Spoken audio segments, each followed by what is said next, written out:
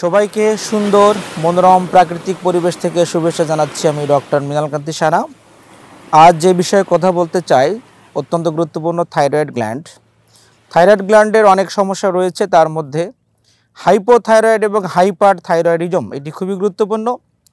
হাইপোথাইরয়েডিজমকে রোগীদের ভাষায় বলা হয়ে থাকে মোটা থাইরয়েড এবং হাইপার থাইরয়েডিজমকে রোগীদের ভাষায় বলা হয়ে থাকে শুকনো থাইরয়েড। আমরা শুরুতে একটি ছবি দেখে আসব।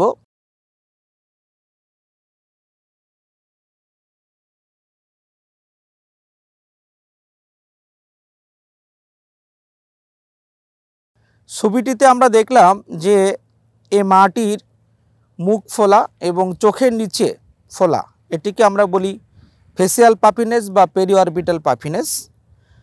পাশাপাশি আমরা একটি বুকের ইসিজি দেখলাম, যেখানে আমরা দেখতে পেয়েছি লো ভোল্টেজ ইসিজি, অর্থাৎ লিম্ব লিডে 5-এর কম এবং চেস্ট লিডে হাইট 10-এর কম।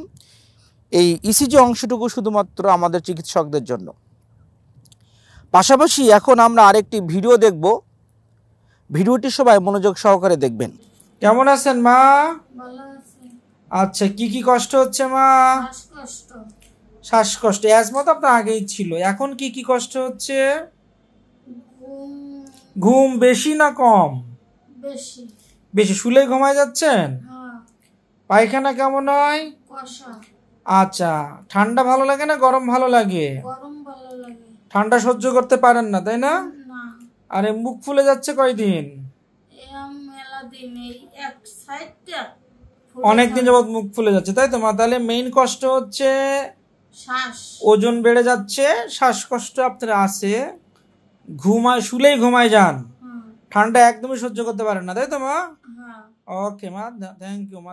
আমরা দেখলাম ভিডিওটিতে মা তার বর্ণনা দিচ্ছে যে তার ঘুম বেশি হয়, তার ওজন বেড়ে যাচ্ছে, তার কোষ্ঠকাঠিন্য সমস্যা রয়েছে। এগুলো মূলত হাইপোথাইরয়েডের কারণে হয়ে থাকে।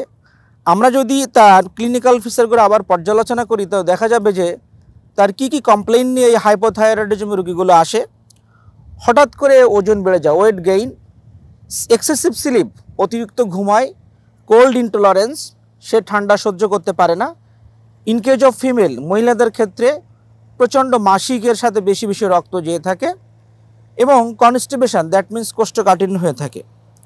এই হাইপোথাইরয়েডিজম রোগীগুলো সাধারণত ফিমেলদের বেশি হয়ে থাকে। আমরা যদি ফিমেল এবং মেল রেশিও করি তবে 6:1, অর্থাৎ 6 জন মহিলা হলে একজন পুরুষ রোগী এ রোগে আক্রান্ত হয়ে থাকে।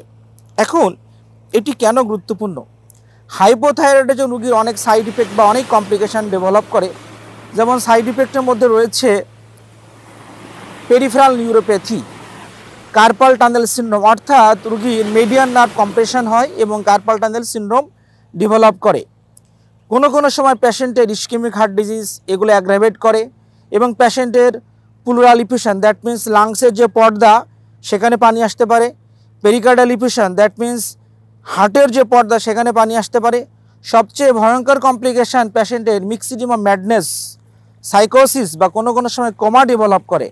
এই মিক্সিডিমা কোমা ডেভেলপ করলে পেশেন্টের 50% মর্টালিটি রেট, অর্থাৎ প্রায় 50% রোগী এই মিক্সিডিমা কোমাতে মারা যেতে পারে। পেশেন্ট কানে কম শুনতে পারে, পেশেন্টের জিহ্বাটা অনেক বেশি বড় হয়, তার জন্য তার কথা বলতে সমস্যা হতে পারে। এসব রোগীদের মিউকোপলিস্যাকারাইড বা হায়ালুরোনিক অ্যাসিড জমা হয়। ট্রিটমেন্ট কিন্তু খুব বেশি একটা জটিল নয়। ট্রিটমেন্ট দিতে হবে লেভোথাইরাক্সিন রিপ্লেসমেন্ট।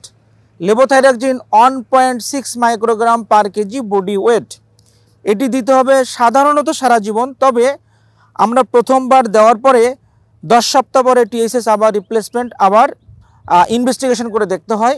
আগের কোনো বই লেখা ছিল 6 সপ্তাহ, এখন বলে 10 সপ্তাহ।